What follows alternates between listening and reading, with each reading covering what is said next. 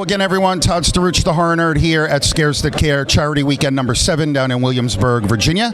It is Sunday afternoon. We're kind of winding things down a little bit. It has been a whirlwind weekend, to say the least. I have the distinct pleasure of sitting here with an iconic actor, star of things like The Walking Dead, Sons of Anarchy, you name it, Mr. Jeff Kober. Jeff, how are you? I'm all right, man. How Good. you doing? God, getting tired, but I've been having a blast this whole weekend. I get to talk to people and meet the guests and hang out. It's been great. It's a whole different feeling at this convention than most conventions. It's so friendly, and so it's like a real family sort of a feeling. So just hanging out has been pleasant. So. And listen, that's I've been working with Scares That Care now for a long time, and that's exactly what I love about it. It's just a different vibe than a lot of conventions. Vibe, So thanks for that. Whoever did that, thanks. Listen, that's Joe Ripple, our founder. Right. So he's the man. Yeah. So Jeff, for the most part, you tend to play a villain or a heavy. Do you enjoy that kind of a role? You know, I enjoy acting. I enjoy, you get words on a page, and then you've got to figure out who the person is who says these things and does these things, and it's not just an intellectual exercise. You got to feel your way through it and find out what the need of that person is, and then embody that. So it's with it, no one's bad. If people just have needs that interfere with other people's needs or don't. It's like that's a good way to put it. I never really thought about that. Everyone has their own need, and it's driven from deep inside. And there are some people who have less morality than others, so there's that. Fair enough. Yeah.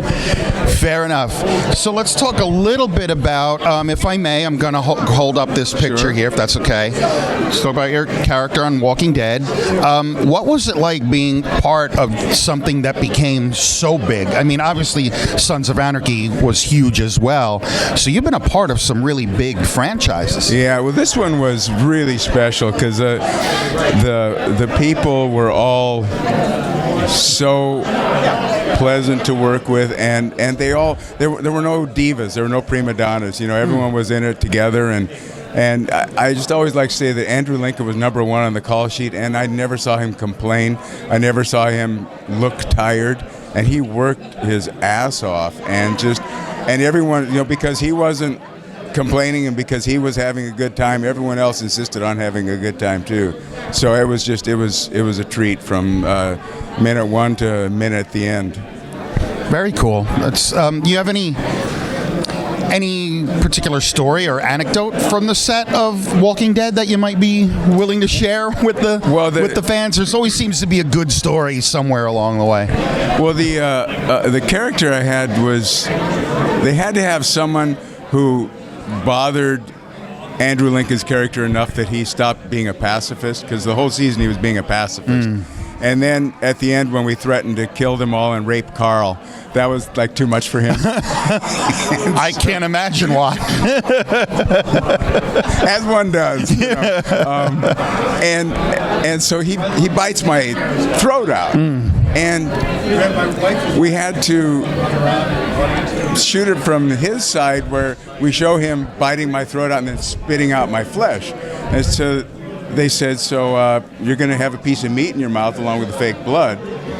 Do you want chicken or beef? And he said, well, which one looks more like human flesh? And they, well, chicken, definitely. Yeah. And do you want it cooked or raw? And he said, well, raw. It's going to look more like human flesh, right? There. Oh, well, yeah, clearly. And it's like raw chicken. That could be poison. Right. But enjoy your salmonella. Right. Yeah. So they're putting raw chicken breast in his mouth along with all this fake blood, and then he has to spit it out. And we're locked in a clinch, because that's why he bites me, because I have his arms pinned. And then we would get there, and he would be ready to go, and then they would have to adjust the light. And I'm sitting there, and he can't say anything. His mouth is full of chicken and blood. And so I'd have to say, excuse me, actor with mouthful, let's go. So it was like 2 hours of that. Oh my God! I felt so bad for him during that scene. So I will tell you what, as someone who's a viewer watching, we sometimes forget what might go into filming something like that. So hearing a story like that, I'm like, oh my God. Oh yeah, and that was all night from when the sun went down to when the sun came up, and it was a cold Georgia November night and damp, and it was a lot of work, but it really paid off. So yeah, I mean the show is amazing, and I was a fan of the graphic novels, and I was glad when it came to television. And I'm kind of sad that it's gonna be the last season, but I'm excited to see how they wind it up, and this see is how the it last turns season? out. Yeah. Wow. Yeah. That's interesting. Yeah, season 11. Yep. Wow. They're finally. Well, the comics ended some time ago, so I guess they're trying to just end it at the last time. Well, then they've got like what happened before, the prequel. There's a bunch of them. There's Fear the Walking Dead. There's World Beyond, and they could keep this thing going for indefinitely, which they will. Yeah, I think you're right. So Jeff, one last question, because I don't want to keep you. I know there's people that want to meet you. You've had such a wide variety of roles and challenges and shows. Do you have a personal favorite? Well, the ones that really leave a mark are the ones that are meaningful and that where you connect with somebody. So this was really, The Walking Dead, I really connected with people.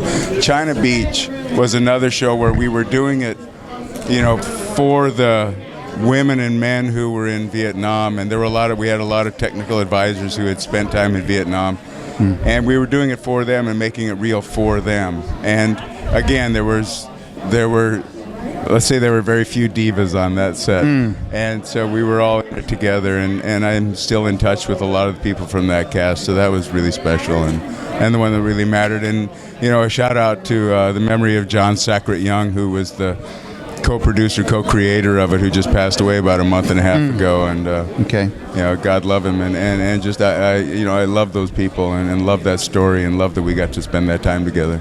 That's great. Yeah, that's great. Jeff, any final words? Anything you're working on now that you can share with us? What are you up to? I'm off and on with General Hospital, my pandemic gift. They kept me employed during the whole thing, and I'm almost finished with a memoir called The End of the Pain Factory, which is about my experiences as a human and coming through this industry, and look forward to that. Awesome. Okay. Jeff, thank you so much for a few minutes of your time. I truly appreciate it. And thank you for being with us down here at Scares to Care, helping us support this cause. Thanks for having me. I wish you much success in everything that you do, and have a great rest of the weekend and safe travels. Thank you. You too. Jeff Kober, everyone here at Scares That Care Charity Weekend 7 in Williamsburg, Virginia. I am Todd Struch, the Horror Nerd, signing off, and we will see all of you in the next interview.